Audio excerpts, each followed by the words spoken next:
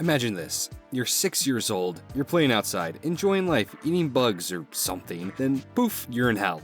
Or at least somewhere that kinda looks like it. This guy comes up to you and takes you in. He seems pretty chill, a little scary, but he teaches you some spells, shows you around the place, but for some reason, really wants your soul. Then this place gets very scary as 7 years pass. You see your brother hanging on the wall, his best friend is now a demon, and you meet a cat lady. The really cool guy who taught you these spells kinda sucks and wants you just for your soul. This here is the setup for the book Illyana and Storm, written by Chris Claremont. Magik, Illyana Rasputin, New Mutant, X-Men, Queen of Limbo, the girl from Fortnite, who has been very popular in the last couple of years, not only being a mainstay on the X-Men, but being featured in multiple video games like Marvel Tokon and Marvel Rivals. While many may think of her as just a sword-wielding blonde a la Cloud, just like Cloud, deep down is a really complex character and in my opinion has one of the best arcs in all of the X-Men. But how did we get here? How did we go from a random B-lister mutant to one of the most popular X-Men of all time? Well, we have to start from the very beginning.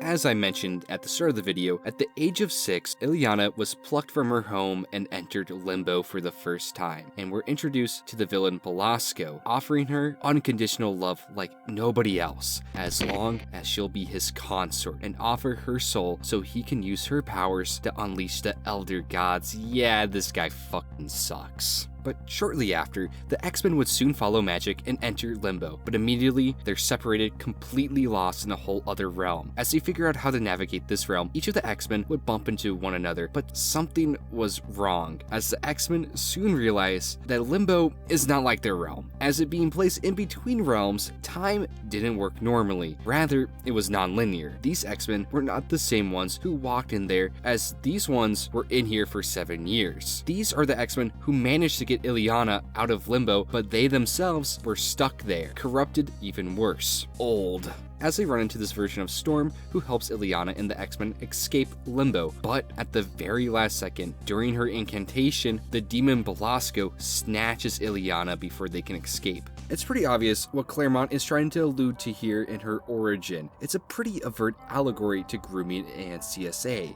The way that Belasco wants to use Magik, take advantage of her innocence, mold her into his perfect consort, literally ripping not just her childhood away, but her soul, her innocence. The way that Illyana, with her innocence, trying to see any good in her groomer, saying that while he has a scary face, so does Nightcrawler, and he's her best friend. There's no way someone that cares for her so much would ever hurt her, and reading each page just leaves a little pit in my stomach. The Elder Storm has to explain to Illyana that people who try to put on this nice face can still hurt you. It's just, ugh. Awful. While played off as Limbo and dark magic shenanigans leading to Illyana growing 7 years older in such a small period of time, and by extension Darkchild, it's just as easy to read this as a loss of innocence, having her very soul ripped from her, taken by her abuser, and leaving her scarred as Darkchild. A common adaptive coping mechanism in many trauma survivors, especially young children, is to assume the role of someone older mentally, as they find themselves suddenly taking responsibilities well beyond their age. Just like how Illyana, just a few hours ago, was just a small innocent girl, her time in Limbo felt like 7 years, and she returned as a mature teenager, as she had to bear that trauma of being under Belasco's very finger. This is further manifested through her use of the Soul Sword and Darkchild, which are ways she takes back her agency. She's this raging demon not just because of her corruption, but rather she's trying to be independent, but again, she's just a small child. She had to be the one to step in and take her life back. But no matter what she did, it was too late. Her soul was taken. She has to keep on living as this entirely unrecognizable person. What she went through was so personal, not even her own brother, who was her best friend, could even imagine to understand her plight. Illyana and Storm is a foundational work in her backstory, and every single plotline she has stems from this book. And I think this book also adds to why I really like her time with the New Mutants. In general, I love the original New Mutants run by Chris Claremont, and the team deserves his own video, but what I really like is how despite falling in between the cracks of the X-Men and seemingly all alone, she's able to be surrounded by peers who can understand her, treat her like an equal. while not going through the same thing as her, a lot of them had to grow beyond their age, take up parental roles that were denied to them, ranging from losing loved ones to escaping war-torn countries. Frickin' Sam had to become a coal miner at the age of 14 because his dad died of black lung, despite him having a full ride to college because he had to stay and help his family financially. This guy's life fucking sucks. But her with the New Mutants, they were able to find a sense of community. A bunch of kids who were failed by the institutions in place to protect them, so they'll fight for themselves. Even reflected in their headmaster, Charles Xavier Magneto, who he himself went through something so profoundly evil, he dedicated his entire life to preventing it from ever happening again to the mutants. People demonized him for how he reacted, treating him like this monster for trying to fight a world for propping up abusers. But when he realized that solely bearing the burden of your trauma isn't just self-destructive, but selfish, because that denies the fact there are people out there who care for him, that they're there for him, and he needs to allow them in. He doesn't need to be defined by his trauma. He can still change. If he can realize that at his old age, then his students can be and will be okay. Another part that I really like is how they allow Magik to be a little odd in keeping her connection to Limbo to show how she disconnects from everybody else. That while she's used to being from Limbo, everyone else really isn't. Like when Danny barges into her room and is greeted by Darkchild, accompanied with a demon ready to strike her down, putting the fear of God into the poor girl, before realizing it was just Danny. All Illyana has to say is, oh, I'm really sorry, but you know it's really rude to barge in without knocking, right? Illyana, with a newfound family, someone to look up to, she was able to find some form of stability, allowed to finally be a girl at her own age, and actually live life, and then she became a demon, got reversed to a child, got mutant death-itis, and then died. For 14 years. Yeah, for the next 14 years, Magik would kind of fall into obscurity, being dead, and not really showing up in any books kinda does that to you. For a while, she was known as that one blonde new mutant who died and was shortly forgotten about. Oh, sorry, wrong picture. Magik would return in 2007 with New Mutants, The Quest for Magik, where after the Xavier Institution is dragged into Limbo by Belasco, who is looking for Magik, Illyana would soon be resurrected, but without her soul, humanity, shattered completely, only known as simply Dark Child. She tricks the mutant Pixie in giving up her soul, manipulating her into believing it was the only way to save her friends, seemingly subjecting her to a similar fate she went through as a hole forms in Megan's soul. She feels empty, as something is constantly missing, though she isn't treated completely as evil, but rather more sympathetic, which leads her to return in New Mutants by Zeb Wells. What? Okay, calm down, guys. Just because he wrote a bad Spider-Man run, that doesn't mean that he's a bad writer. Look, if that was the case, then, At Xavier's Institute, a battle-damaged Magik falls from the sky, ready to collapse. From pure exhaustion, she hobbles over, saying that there's still time. Oh, hell no. Yeah, the new X-Men still aren't very fond of Magik. Megan and Illyana have one of my favorite dynamics in this entire era for these characters. They both absolutely shoot some straight venom at one another, as, you know, she did kind of steal her soul, and she constantly holds that over Magik's head, which, fair. I don't blame her. But I think it speaks volumes of Illyana's character and status within the X-Men. Magik, someone who suffered from tragedy after tragedy at such a young age, was expected to be this hero, to always take the high road despite her demonic upbringing, almost held to a higher standard than anyone else. And when she fell short, she was only treated with scorn and hatred from everyone. The new X-Men hate her, her mentors barely trust her, Scott sees her as more of a strategic asset for being a teleporter, a far cry from their modern friendship. Emma flat out doesn't trust her and insults her. Her only support group is the New Mutants, and even those relationships are a tad strained. She's constantly told that she's a soulless monster for what she has gone through, and the people around her will always remind reminder of that. Then you look over at Megan, someone who went through something similar to Magik, but instead of being met with ire, from Magik's perspective, Pixie is only treated with complete sympathy and will do almost anything to see her soul come back. Pixie represents everything she was denied. Pixie received the unconditional love, patience, and support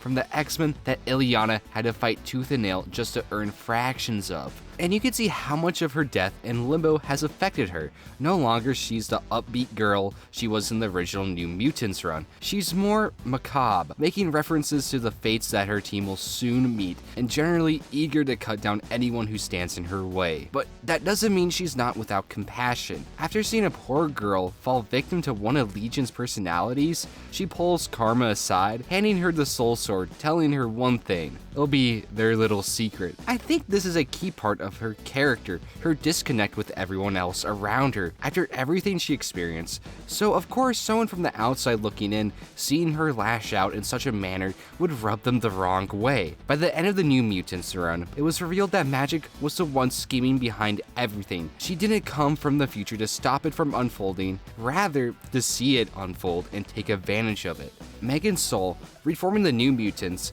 and even Legion were all a part of her plan to get the Elder Gods out in the open so the omnipresent mutant, Legion, can obliterate them in a single beam, allowing her to be free from the clutches of Limbo, getting her and Megan's soul back. Now, obviously, everyone on Utopia was more than a little myth to not only be used, but to risk the entire world, most notably Scott Summers, who interrogates her. I really like the hypocrisy on display here, where Cyclops digs into her for manipulating the hell out of the X-Men, which is really funny to say, as he quite famously made X-Force, and the only people who knew about it were the members of X-Force themselves. Even he projects a little bit, asking Magik, would she do it again? When after the Second Coming storyline and Wolverine questions about the ramifications of X-Force, Cyclops just smiles, saying that it would be hilarious if they tried arresting him, and he would walk away in handcuffs with a smile on his face, as he would not have a single regret. He even says he would do it again in a heartbeat. But Cyclops framing this plot as a simple one of revenge, how he didn't understand Magik's scheme. This isn't her having a vendetta, this was her only chance of getting her life back. Throughout her entire life, every single person in power, there to protect her, failed her time and time again. To her, this is something she had to do alone, not only unleashing the Elder Gods, but having to let the man who was responsible for destroying the timeline roam free. To do it was not just a tall order, but something impossible to ask. But for Illyana, any price to get her soul back was worth the cost, because this was her only chance of breaking free from her tormentors. Even if she ended the world, what world would be worth living in without her soul? But while her and Cyclops would soon go from prisoner and jailer to teammates to almost brother and sister, strengthening their bonds over the years, if Magik told Cyclops about her plan today, he would be out the door to Limbo before she even finished what she was asking. But while that bond would grow closer, the one that would grow further and further apart is her brother. Now, Peter and Illyana were always different. While Illyana was more abrasive and blunt, Peter frickin' cries, can't fight a frickin' baby. Now, despite their differences, they would have each other's backs, no matter what, even giving her the nickname of Little Snowflake to show his love for her. But after being trapped in Limbo for 7 years, the worst part wasn't that Peter seemingly failed her, but the fact that he was a constant reminder of what she lost. He reminisces on their old childhood home, wanting to cling onto the innocence that they lost, but in turn goes to show how much he misses the old Illyana from her point of view.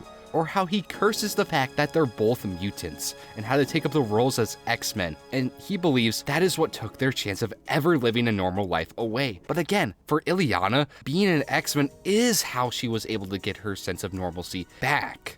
On top of that, the fact that even after everything they've gone through, the fact that he still refers to her as his little snowflake is rubbing salt into the wound. because it shows that he still sees her as his little sister, that she didn't just grow up in a matter of hours, but she couldn't be further than who she was prior to Limbo. No matter how hard she tries, she believes it's impossible to be the sister he once loved. So constantly being called Snowflake is a reminder who she isn't anymore, neglecting the reality of her very real pain. In return, by extension, denies her of her trauma. Therefore, in return, this builds a sort of divide within the relationship. Who does he think he is? That things would be better if they weren't mutants? Being a mutant didn't cause her pain. No, what caused her pain was the fact that he failed to save her so long ago. Calling her little snowflake just dangles that fact in front of her face. But Peter doesn't mean any harm in his words. His resentment isn't towards her at all, but rather Scott Summers himself. Because imagine this, your sister just came back from the dead, and this bozo forbids you from ever going on any missions involving her because of personal attachments. Even when she is on the brink of returning to Limbo, your words aren't what stops her from going back. No, it's this guy who tells her not to go. And then he would go on to treat her like a means of transportation, constantly putting her in harm's way, when on top of all of that, sends her to prison shortly after coming back. Then for some reason, they're the best of friends after all of that. Hell, he's allowed to throw your sister a birthday party while you're thrown to the curb. Like, what the fuck? I would also hate this guy. Honestly, if I was Peter, I would be way more petty. He has a younger brother. Colossus, go be the brother who stepped up. Hell, he has two. Be double the brother who Scott is. But the thing is, Scott understands magic. Just like Illyana, Cyclops had to grow up from a young age, forced to be in a position of power, the Queen of Limbo and the leader of the X-Men, lose their family in the blink of an eye, and grow up without that support system. They both feel the entire world is on their shoulders, and they have no one to turn to. They have to solve every problem on their own, so in turn, leads to them coming together as family. Scott has a few years on Illyana, so he's able to learn how to cope with such an upbringing and knows how to lend an ear, give advice, or even be a shoulder to cry on. I really like from issue 4 of Magik by Ashley Allen, which I have to get out of the way, is probably one of my favorite new writers for the X-Men. But that aside, in this issue, Cyclops catches Magik crying on the countertop and shares a genuine heart-to-heart with her, where he mentions in the past she's helped him through his nightmares and how proud he is of how much she's improved over the last couple of years after joining the X-Men, how each time she'll choose kindness time and time again. This little nugget of history really encapsulates their mentor and student relationship that I've always come to be fond of, that these two have been through hell alone. They've made it out. So of course, with each other, side by side, they can overcome anything. Colossus hasn't gone through what Magik has. It's less so that she hates him.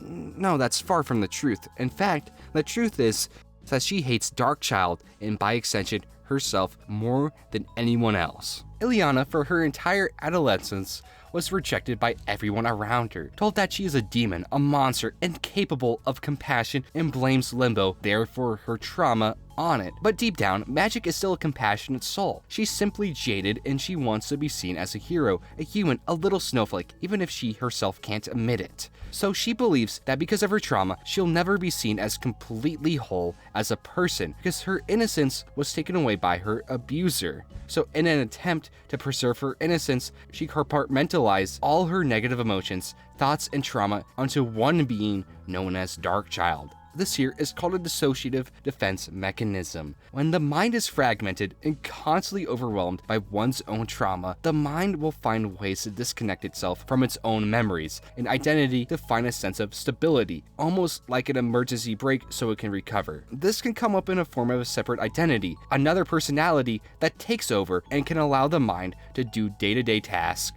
without being overwhelmed. This here is where I think Darkchild comes into play. Illyana and Darkchild are the same person, but separate personas that she draws from. Illyana is a personality for her everyday life, the X-Men, the hero, while Darkchild is all of her grief and trauma personified, a defense mechanism that is callous to protect Illyana from the outside world. It's why all the way back in New Mutants, when Danny barges into her doorway, she didn't know it was Danny, So out of defense of not knowing, so to protect herself from any intruder, she swaps to the Dark Child persona. It's why during the original Illyana Storm, as she forges the Soul Sword and attacks Belasco, she puts on the appearance of Dark Child because that's her defense mechanism. And just like many defense mechanisms in real life, it can bleed into our lives and impact our relationships. But by putting everything on Dark Child, separating yourself from your trauma, damning her only brings upon self-hatred. By ignoring the wound, doesn't allow it to heal. No matter how far Magik tries to distance herself from it, she can never be apart from her trauma. So that's why when she finally accepts the Dark Child as herself, allows her to finally heal, to recognize that her pain is real and is a part of her. She's able to find comfort in her friends, rebuild her relationship with her brother, saying that while Cyclops will someday stop pushing her, Peter will always be there to push her because they're family.